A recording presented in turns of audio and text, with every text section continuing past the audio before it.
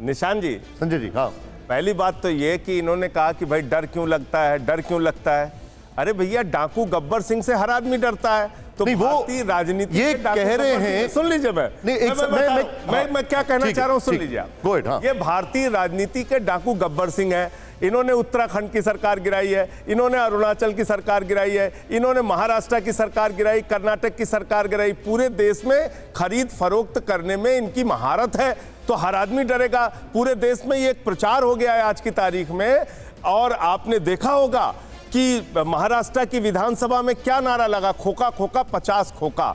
तो भारतीय खोखा पार्टी जब ये लोग बन गए तो लोगों को डर लगता है कि भाई आप कहां से क्या खरीद फरोख्त करके, किसको डरा धमका के, किसके पीछे ईडी सीबीआई दिल्ली पुलिस छोड़ के क्या क्या आप मैनेजमेंट कर लें। तो ये इसमें तो आपकी मास्टरी है। इसलिए आपने शपथ जानबूझकर नॉमिनेटेड मेंबर्स की, मैं फिर दोहरा रहा हूं, इसलिए ये सिर्फ एक छोटे से बेडरूम से मशरूम की खेती करके महीने का 50,000 कमा रही हैं। मशरूम खेती सीखनी है तो फ्रीडम ऐप को अभी डाउनलोड कीजिए। कराई कि आप उनको वोटिंग राइट देना चाहते हैं। आपके सामने निशान जी, मैंने पूछा, अभी तक सुधांशु जी के मुंह से ये नहीं निकला कि अगर भारत का संविधान नॉमिनेटेड मेंबर्स को वोटिंग की इजाजत नहीं देता तो हम उनकी वोटिंग नहीं कराएंगे। अच्छा, सुधांशु जी पूछे, आप इनसे पूछिए, कहें। संजय जी, मैं आपके दोनों सवाल पूछा हूं। सुधांशु जी, नंबर 1, पहले तो आपका काउंटर रिएक्शन जो उन्होंने आपकी पार्टी के लिए कहा। दूसरा जो बड़ा सवाल है, ये जितने भी 10 नॉमिनेटेड हैं, क्या इनको अगर शपथ भी दिला दी गई पहले, तो क्या इनके पास वोटिंग राइट आएगा या नहीं आएगा?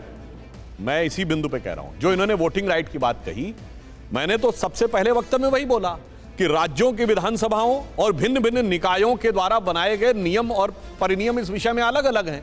एक समय में भारत की संसद में भी था वोटिंग राइट नॉमिनेटेड सदस्य को, परंतु मैं कह रहा हूं वोटिंग का तो तब मुद्दा उठता जब उनको वोटिंग की परमिशन दी जाती।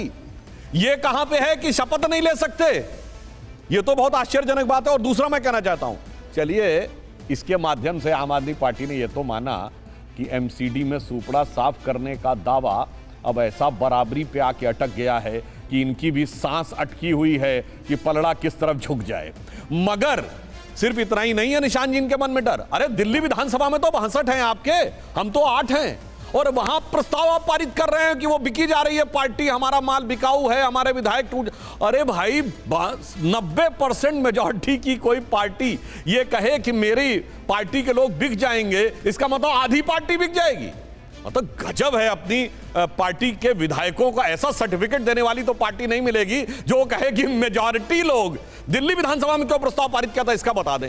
मंशा इनकी एक ही है, चाहे एमसीडी हो या दिल्ली विधानसभा। अनेक प्रकार के प्रपंच और स्वांग के द्वारा एक वातावरण क्रिएट करने का प्रयास करना और उसके द्वारा अपनी असफलताओं को ढकने का प्रयास करना। अच्छा संजय जी, आपका अपनी पार्टी के लोगों के ऊपर कॉन्फिडेंस कम है, इसीलिए आपका कॉन्फिडेंस शेक कर रहा है, ये सुधांशु जी कह रहे हैं। देखिए, ये बात नहीं निशान जी। निशान जी, असल बात ये है कि इनकी साजिशों को, इनकी चालों को, इनकी कार्रवाइयों को सबसे भली भांति अगर इस देश में कोई पार्टी समझती है तो उस पार्टी का नाम है आम आदमी पार्टी। ये बात बहुमत की कर रहे हैं। अरे अरुणाचल में प्रचंड बहुमत की कांग्रेस की सरकार थी, पूरी सरकार साफ कर दी इन्होंने। शिवसेना को पूरी की पूरी शिवसेना साफ कर दी इन्होंने। ये तो ऐसी पार्टी है, गोवा के अंदर इनकी 13 सीटें थी, बावजूद इसके इन्होंने सरकार बना ली, पिछली सरकार 2017 की।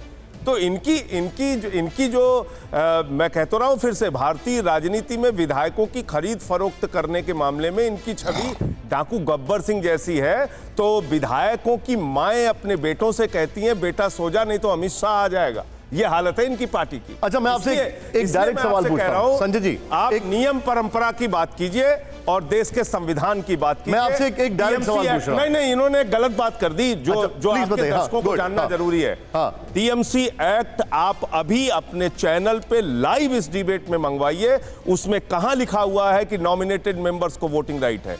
दिल्ली की विधानसभा, दिल्ली के एमसीडी के। अच्छा संजय जी, एक मिनट, आपने कहा ना, आपने तोड़ मरोड़ के एक बात, अलग अलग राज्यों में नॉमिनेटेड मेंबर्स के लिए अलग। मैंने आपका, आप दिल्ली का टीएमसी एक्ट। संजय जी, ये सिर्फ एक छोटे से बेडरूम से मशरूम की खेती करके महीने का 50,000 कमा रही हैं। मशरूम खेती सीखनी है तो फ्रीडम ऐप को अभी डाउनलोड कीजिए।